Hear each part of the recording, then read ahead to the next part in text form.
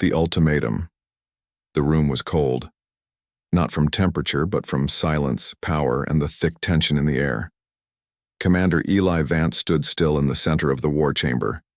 His hands were bound behind him with glowing alien cuffs. Blood trickled from a cut above his eyebrow. His uniform was torn and dirty, yet his back was straight, his eyes steady. His face calm. Across from him stood Zelara, Supreme Commander of the Vrax Dominion. She was tall, armored in dark gold plates, with eyes like sharp blades. Her long tail coiled behind her, moving slowly. Around her stood Vrax soldiers, still and watchful, weapons in hand. This was the heart of the enemy, the throne room of a conqueror, and Eli was the only human in it. Zelara looked down at him with a mix of amusement and disgust. "You will kneel," she said, her voice echoing across the walls. It was not a question, it was a command. Eli didn't move. I said, "Kneel." Still, nothing. The guards shifted slightly. One of them raised a weapon, but Zelara held up her hand. She wanted to see what he would do. Eli looked up at her. Not like a beaten man, but like a man waiting for something. There was no fear in his eyes, only calm, and something else. "You're not listening," Zelara said coldly. "You are the last human diplomat. Earth has fallen. Your people hide in caves hunted like animals. Your cities are dust. Kneeling is not surrender. It is survival." She stepped closer. "Kneel, and I may allow some of your kind to live." Eli's lip twitched slightly. A smile, a smirk. It was hard to tell. "You think this is survival?" he asked, voice dry and cracked from thirst, but steady. "This throne, this room, this war of yours?" Zelara narrowed her eyes. "I do not think I know. The strong survive, the weak kneel. This is the way of the galaxy." "Then maybe," Eli said. "You've been looking at humans all wrong." Zelara leaned in, curious now. "You have lost. What part of that do you not understand?" Eli tilted his head slightly. "The part where you think kneeling means defeat." That made her pause. He continued. "You came to Earth, thinking we'd break, that we'd fall like the others. And yes, we lost, but we didn't break." Zelara's voice sharpened. "Then show me. Show me your strength. Kneel, or die." There was a long silence. Eli looked at the floor for a moment. Then he looked back up at her, straight into her eyes. "No," he said softly. Her eyes narrowed. "Why not?" "Because you want it too much," Eli said. Zelara's eyes flashed. For a moment her hand twitched near the hilt of her weapon. Then she laughed, a sharp, cold laugh. "You think this is a game?" she asked. "No," Eli replied. "I think this is a move. And I don't play someone else's move." Zelara circled him now, slowly, her tail swaying. "You're brave, or foolish, or both." "Maybe," he said. "But I know this. The second I kneel, I give you the story you want. The symbol. The final image of humanity bowing before the Vrax. And if you die here," she said, "you give me the same thing." "Not quite," Eli said. "Because I'm not here alone." She stopped walking. "What did you say?"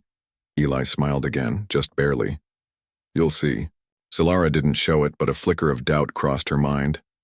What did he mean? Could it be a trick? Was he bluffing? But he was bound. He was surrounded. He had no weapons, no army. Still, something was off. He was too calm. His eyes were too focused. She stared at him in silence. He stared back. No one moved. Then, in a low voice, Eli said, "You wanted me to kneel, but you never asked why I haven't." Zelara didn't reply. Eli stepped forward. Not much, just half a step. The guards moved, but again, Zelara held up her hand. Eli looked up at her. "You think this is about pride, about defiance. It's not. It's about timing. It's about control. You asked me to kneel. But you don't realize." He leaned in slightly. That was always my move. The human anomaly, Xelara, had faced many species in her rise through the Dominion ranks. Some begged, some cursed. A few fought back. But in the end, they all bowed. One by one, their leaders knelt before her. Scales, fur, feathers, it didn't matter. Pride shattered. Knees bent. But humans, we were different. From the moment her fleets reached Earth's orbit, the invasion had felt wrong. Not difficult, at first. Earth's defenses were crude, loud, predictable. Their weapons fired with fire and metal, not plasma or dark energy beams. Their cities were open. Their communication networks were easy to tap. For a few weeks, the Vrax war machine tore through continents with ease.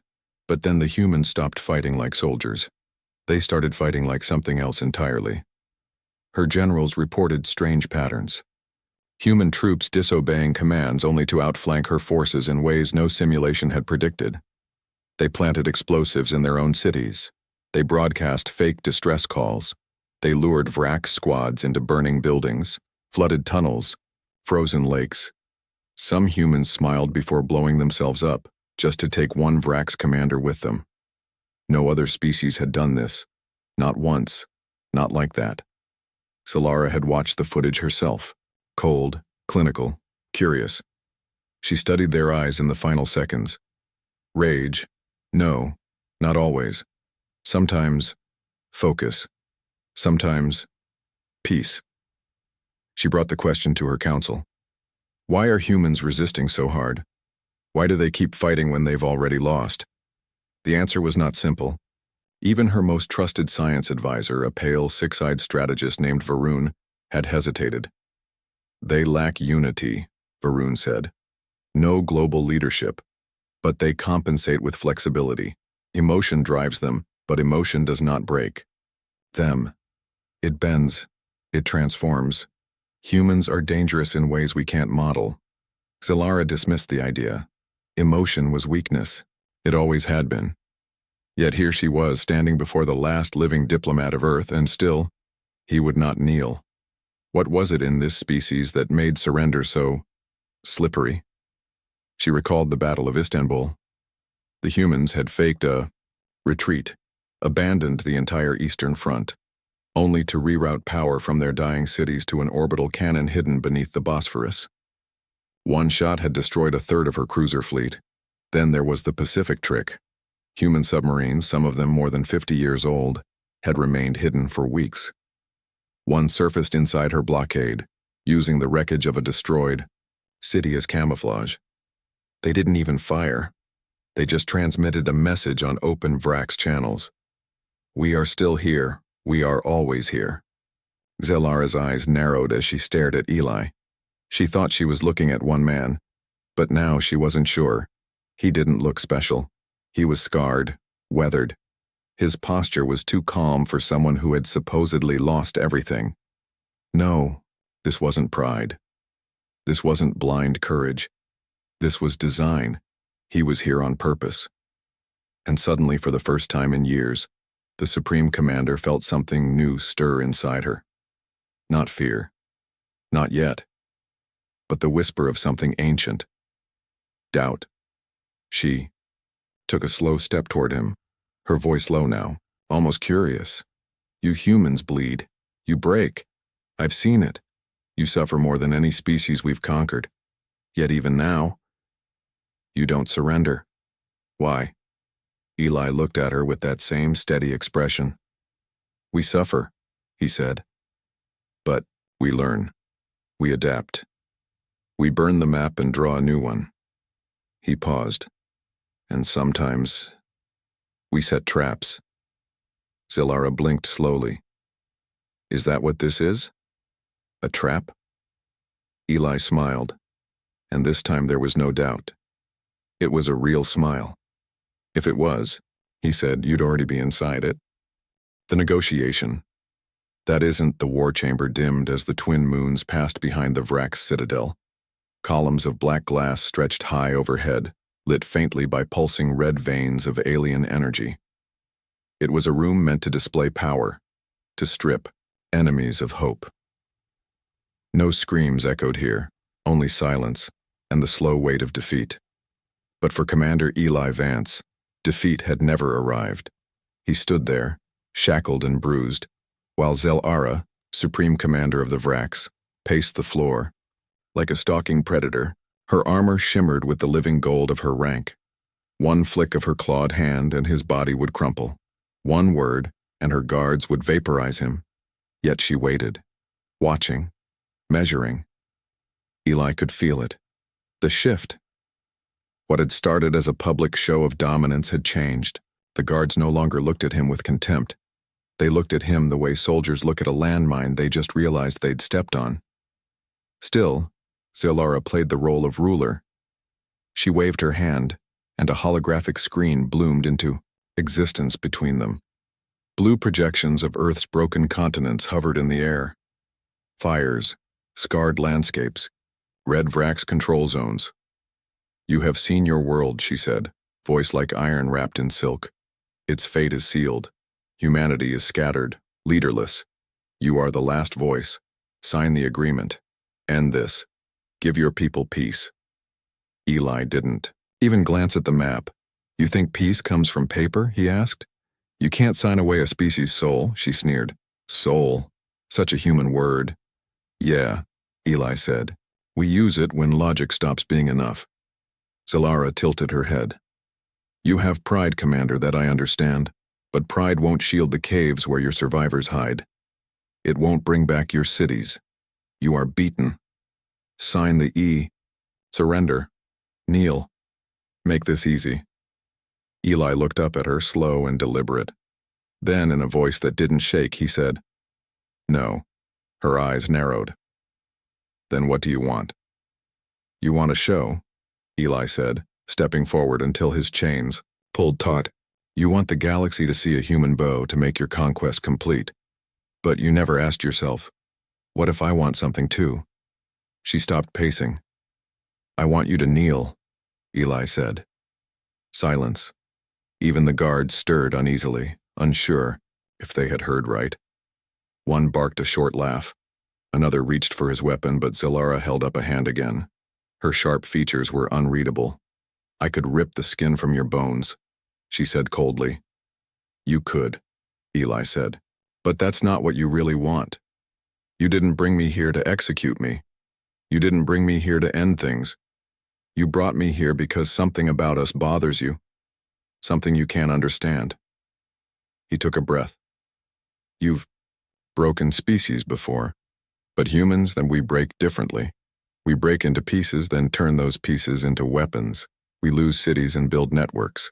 We lose networks and build resistance. We lose lives, and we become legend." Zel-Ara stared at him in silence, her jaw clenched. "You think kneeling is weakness," Eli said. "But humans have knelt before kings and gods and tyrants and still overthrown them. Kneeling doesn't mean defeat. Sometimes it's the move before the kill." There it was again, that flicker in her eyes. Not anger, not pride, uncertainty. "Are you threatening me?" she asked. "I'm warning you," Eli said. "You think this is about one human, one room, one moment. But I'm not here as a man. I'm here as a message." The lights in the chamber dimmed further. An eerie pulse echoed from the floor beneath them. Zel-Ara frowned. Her head turned slightly, one ear twitching. "What did you do?" she asked. "I spoke," Eli said calmly. "And someone was listening." Her eyes flashed. She stepped forward, until she was inches from him, her breath cold against his face. "You're bluffing," she hissed. Eli met her gaze, unblinking. "Then kneel and find out." The hidden game. The room hadn't changed. The guards still stood with weapons ready. The stone-black floor still shimmered beneath their feet. The holographic map of Earth still flickered with red territory zones. And yet, something had shifted. Zel-Ara felt it before she understood it. It wasn't in the lights, the air, or the silence. It was in the way Eli Vance stood, calm, steady, as if he were the one who had orchestrated this entire confrontation. As if she were now inside his trap, she dismissed the thought. She was Supreme Commander. She did not fall into traps. Still, she turned slightly to one of her guards. "Run a sweep. Now." The Vrax soldier nodded and pressed a glyph on his armor. A high-frequency pulse whispered through the air. Subspace scans, biosignature sweeps, atmospheric pings, all standard, all designed to detect cloaked ships, implants, trackers. Seconds passed. The guard looked up, confused. Scan complete. No anomalies. But Zalara could feel her pulse begin to rise. Something was wrong. She turned back to Eli. His expression hadn't changed. Still calm, still steady. That smile, the one that barely reached the corners of his mouth, was still there.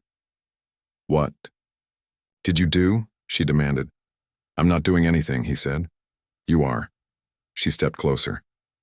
"You think you're clever. You think cryptic words will unsettle me. But you don't understand how thin your chances are." Eli's voice was barely above a whisper now. "Don't I?" He closed his eyes for a moment, and somewhere deep beneath the city, something began to move. It was quiet at first, a low hum, barely audible, barely real. But the floor vibrated, just enough to make the guards shift their footing, just enough to make the red lights on the walls flicker. Once. Then again. Zalara snapped her claws. "Seal the chamber." Doors slammed shut. Energy barriers flared to life, cutting the war room off from the rest of the palace. Her guards drew their weapons. All eyes were now on Eli. But he didn't flinch. He spoke quietly, like a man speaking to a fire that had already been lit. "You think I'm alone. That's your first mistake. I'm not here to surrender. I'm not here to end the war. I'm here to finish our part of it." "What part?" Zalara growled. Eli opened his eyes. They were calm. Terrifyingly calm. "You ever wonder why I let myself be captured so easily?" he asked. "No fight, no backup, just me waiting at the edge of your drop zone with my hands up." She didn't respond. She couldn't. "It's because I needed to be here," he said. "In this room. With you. At this time." The vibrations grew stronger. One of the guards shouted something in their native tongue. The chamber lights blinked again, longer this time. And then, far beneath the surface of the Vrax capital, a deep, thunderous pulse echoed. Not an explosion, not yet, but something big, something ancient, something human. "What is that?" Zalara demanded. Eli looked her dead in the eyes. "That's phase 1. Confusion swept across her face, quickly chased by fury. "You are bluffing. There's nothing left of your world. Your forces are scattered." He tilted his head slightly. "Scattered doesn't mean lost. It means positioned." She took a step back. "You're not negotiating," she realized aloud. "No," Eli said. "I'm activating." Suddenly, the red zones on the floating holographic map began to shift. Tiny green lights, dots so small they'd gone unnoticed, flickered to life across Vrax-controlled space. Each one was pulsing, flashing in perfect synchronization. Her eyes widened. "What are those?" she whispered. Eli answered without hesitation. "Relays, keys, beacons, call them whatever you like." He nodded toward the map. "We placed them months ago, in orbit, under your cities, inside your victory. You had no time. You gave us time when you slowed down," he said. "When you tried to understand us. That's when we began planting the endgame." The floor shook again, this time violently. A rumble from beneath the palace tore through the silence like a beast waking from deep sleep. Zalara stepped back, tail flicking in tension. "You're mad," she said. "You'd destroy us both?" Eli shrugged. "You destroyed our cities. We built weapons under the ashes." The guards began shouting again. One tried to call for backup. Only static answered. Another reached for a control panel. It sparked and went dark. "You wanted me here in chains," Eli said, lifting his bound wrists slightly. "You thought you were in control, but these cuffs? They're mine now." The metal bindings clicked, fell, open, hit the floor.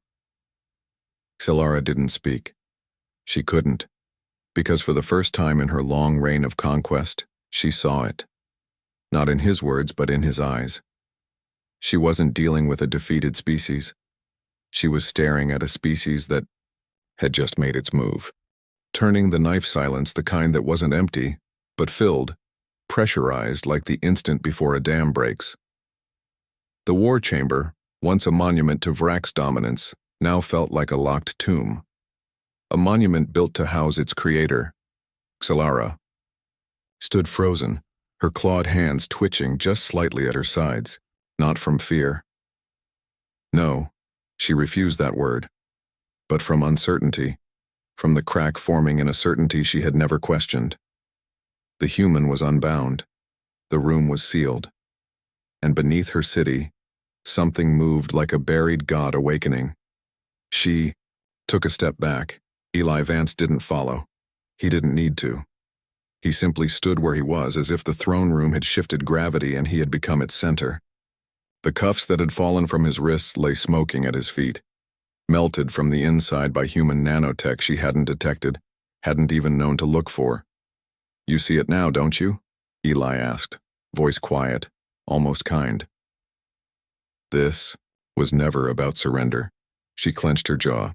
"You are bluffing. A single human cannot turn the tide of a war." "I'm not a single human," he said. "I'm a trigger." The red lights on the chamber walls flickered again, now accompanied by a sound, a deep rhythmic thud, like the heartbeat of some mechanical beast rising from the earth. The floor vibrated, faintly at first, then harder. Xelara heard one of her guards curse under his breath in Vraxian. Another took aim at Eli, but her hand shot out and stopped him. Not yet. She needed to understand. She needed to know how deep the blade had already gone. "What have you done?" she demanded. Eli gave a short, humorless laugh. "We used to ask. The same thing when you first landed. When you burned our cities, took our skies, shattered our satellites, we asked, what have they done? Now it's your turn." He took a single step forward. Not threatening, not aggressive, just steady. "You thought you were studying us," he said, "but you only watched the surface. You saw fear and mistook it for weakness. You saw surrender and mistook it for the end. But humans don't end when they surrender. That's when we rebuild. That's when we plant the knife." The room shook.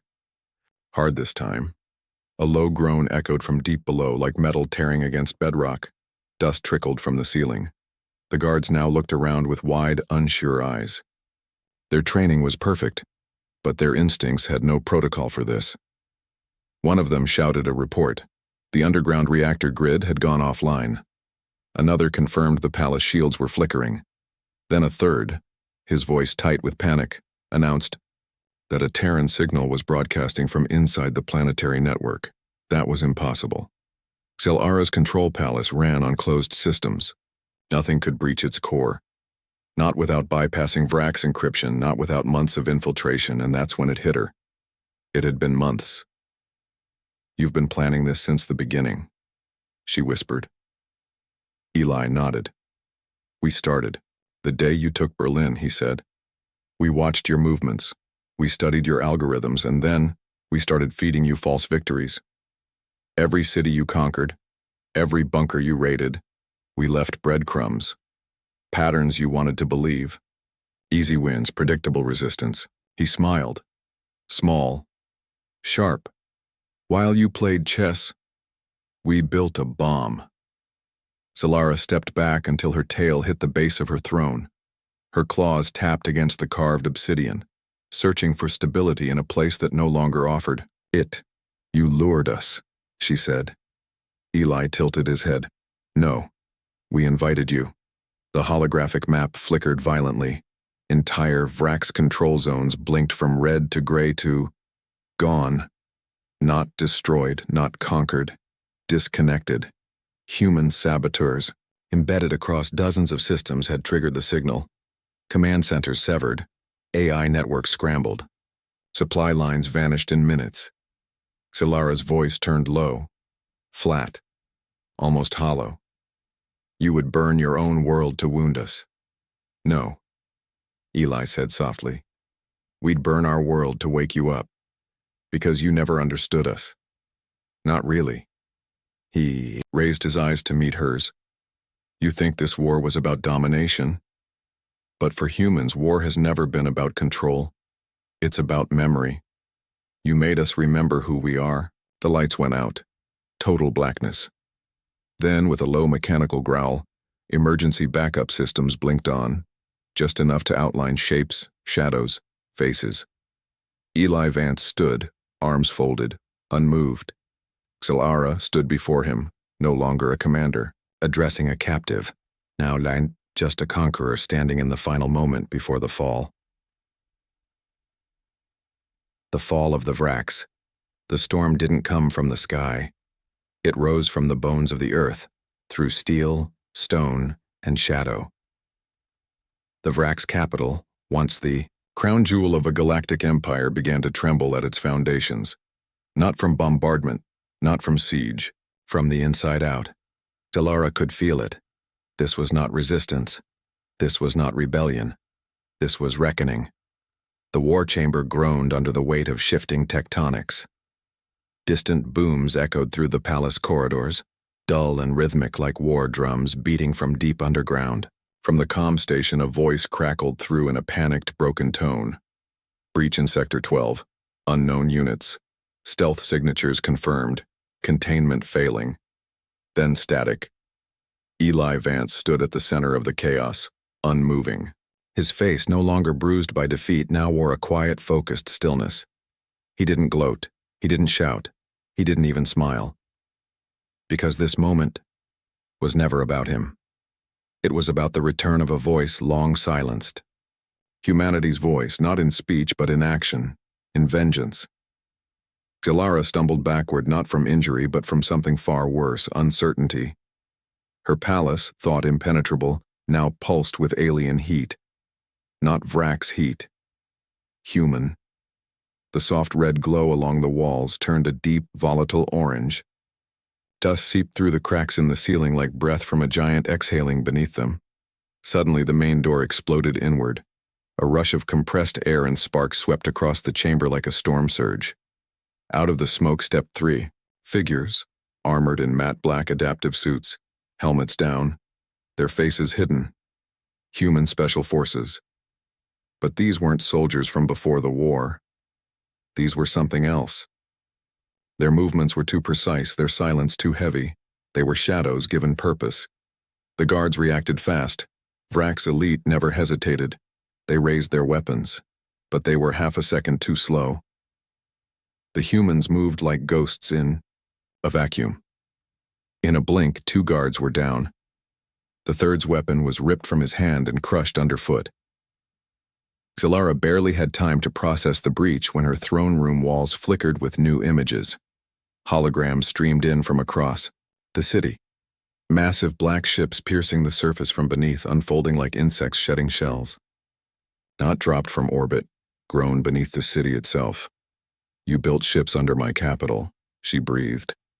Eli turned his head slightly, eyes never leaving hers. No, he said. We buried them. You just built your throne over them. On the screens, more human units emerged, some in armor, others guiding machines that walked on 6 legs, tearing through Vrax turrets like paper. There were no loud speeches, no orders barked. It was surgical, silent, certain. The Vrax infrastructure collapsed not with fire, but with precision. Comm relays went dark. Drone patrols failed to reboot. Automated defenses turned inward. Hacked. From inside by long-sleeping Terran code. Xalara's empire wasn't burning, it was bleeding out. She turned back to Eli, the blade of her pride hanging by threads. This wasn't just war, she said. No, Eli agreed. This was the trap you walked into a year ago. You called it a conquest. We called it a setup. A new tremor rocked the chamber. This time, it wasn't an explosion. It was liftoff. Outside, massive constructs rose from beneath the Vrax capital, dull gray obelisks launching skyward. Ships that had been dormant for months fueled in secret, coded in silence. They weren't running, they were claiming the sky. Eli turned and walked slowly toward the edge of the platform. The surviving guards dared not stop him. He looked down, at the city below through the wall-length window. Fires bloomed, not wild but deliberate, striking Vrak's communication towers with surgical precision. Along the skyline, glowing symbols in human languages blinked into visibility, symbols the Vraks would never understand. We remember. We adapt. We return.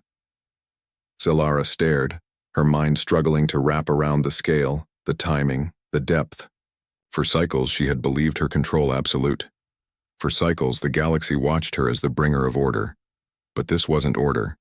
This was something older, something primal, something human. "You can kill me," she said, her voice stripped of arrogance. "But this won't bring back your world." Eli looked back at her, and for a moment, just a moment, there was sorrow in his eyes. "It's not about bringing it back," he said. "It's about making sure you never forget what you tried to erase." Outside, the city's core power grid erupted in light. A second later, a global EMP wave fired from the Terran ship network. Vrak systems fried instantly, palaces darkened. Drone fleets dropped from the sky like dying birds. The capital, the heart of the Vrak's dominion, fell in a single night, and the galaxy, watching, learned something they had forgotten. You don't conquer humanity. You ignite it. Power redefined.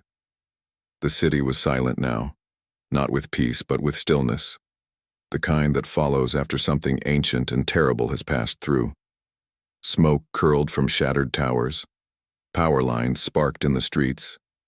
The Vrak's capital, once the unshakable throne of a star-spanning empire, now lay in eerie half-light, like a colossus caught mid-collapse. From the balcony of the broken war chamber, Eli Vance stood alone, gazing down at the city his people had just cracked open from within. Below him, Terran forces moved methodically, not looting, not destroying, but disabling, isolating, dismantling the last veins of control.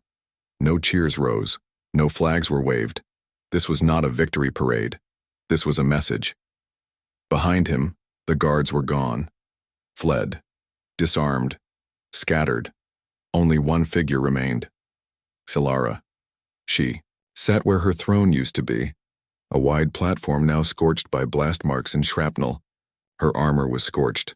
Her ceremonial staff was gone. One of her horns was cracked. But her posture, it was still proud, shoulders straight, eyes burning. Even now she would not beg. Eli turned and walked toward her. Not quickly. Not like a conqueror, like someone arriving at the final line of a long, long story. She watched him come and said nothing. For a while, neither of them spoke. The sounds of the ruined city drifted faintly between them. Distant boots, the whir of drones, the creak of breaking steel. Above, the clouds parted slowly to reveal Earth's blue glow on the horizon, barely visible through the dust of the atmosphere. "You wanted me to kneel," Eli said at last, voice low. "You thought that would seal your story." She looked up at him, her golden eyes fierce even now. "And now? Do you want me to kneel?" He was quiet for a moment, then sat down on the broken edge of the throne, not 2 feet from her. "No," he said. "That was never the point." She blinked. Once. The confusion was genuine. "You don't want submission?" Eli shook his head. "If I wanted revenge, this room would already be ash. If I wanted dominance, I'd have you paraded through your own streets." He leaned forward, elbows on his knees. "But I want something else. Something you've never understood." Her voice was rough, dry. "And what is that?" Eli looked at her for a long time. Then he spoke. "I want you to remember." She stared at him, unmoving. "You came to our world thinking you were the top of the chain. You thought you could map our minds, measure our hearts, predict our breaking points. But humans don't break like equations. We're not input, output. We're stories, memories, rage wearing skin." He stood again, walking to the edge of the platform. He gestured to the smoking city beyond. "This, everything you've lost. It wasn't because we were stronger. It was because we endure. You took our homes, so we built weapons in the rubble. You cut off our leaders, so we became networks. You silenced our voices, so we turned them into signals. He turned to her, eyes sharp now. You never conquered us. You trained us. And in doing so, you exposed your greatest weakness. She tilted her head slowly. And what is that? You believe power is taken, he said. But humans, we believe it's earned. Through sacrifice. Through pain. Through memory. We don't worship our strength. We remember who we were before we had it. Celera's shoulders finally sagged, just a little. The quiet of realization settled in her expression, not fear, respect. A slow, heavy silence fell between them. In it, something strange happened. She lowered her head, not all the way, not a full kneel, but enough. Enough to say, I understand. Eli didn't react with triumph. He didn't speak. He simply nodded once, turned, and left the chamber. Behind him, Zelera sat in the ruins of her own empire, not as a queen stripped of power, but as a ruler learning, perhaps for the first time, what it meant to be human.